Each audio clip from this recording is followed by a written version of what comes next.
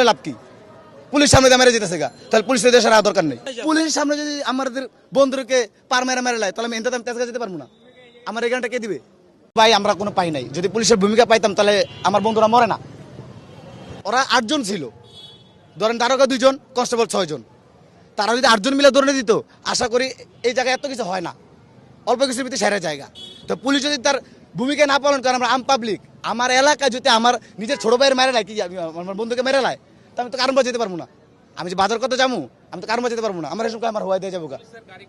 2টা ছিল, ধরেন 10 থেকে 20 হাত দৌড় দিলে মনে করেন ধরা যায়। সিসি ফুটেজ আছে ওইখানে, সোনালী ব্যাংকের সিসি ফুটেজ আছে, আপনি দেখতে পাবেন ছিল, সেটা সিসি ফুটেজটাও আছে।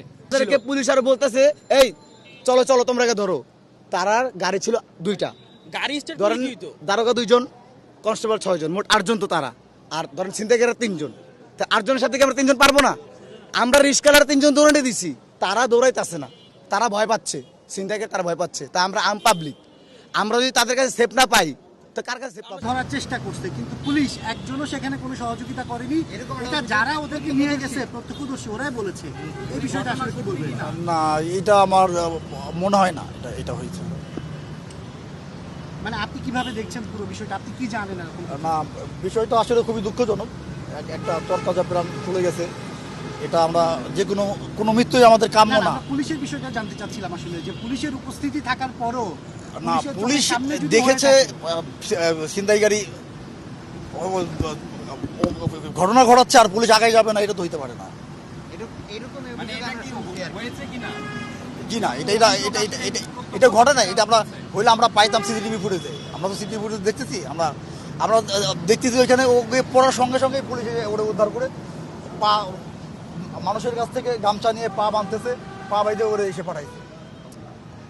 প্রথমে সমৃদ্ধা হসপিটালে নিয়ে যায়, এরপর ওইখান থেকে ঢাকা মেডিকেল কলেজ হসপিটালে উন্নত চিকিৎসার জন্য প্রেরণ করে। প্রত্যক্ষদর্শীরা যে অভিযোগ করতেছে, অভিযোগটা আসলে সঠিক নয়।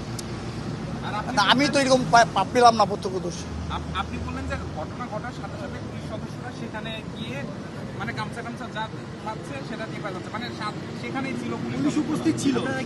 পুলিশের গাড়ি এই দূরে ছিল, একটু এই সাইডে, সোনালী ব্যাংকের সামনে না, সোনালী ব্যাংকের এই সোনালী ব্যাংকটা এইদিকে। হ্যাঁ, আর এখানে রাস্তায় অনেক গাড়ি ছিল, তো এই মাঝামাঝি কি হয় আপনি এখান থেকে দেখতে পারবেন না মাঝে।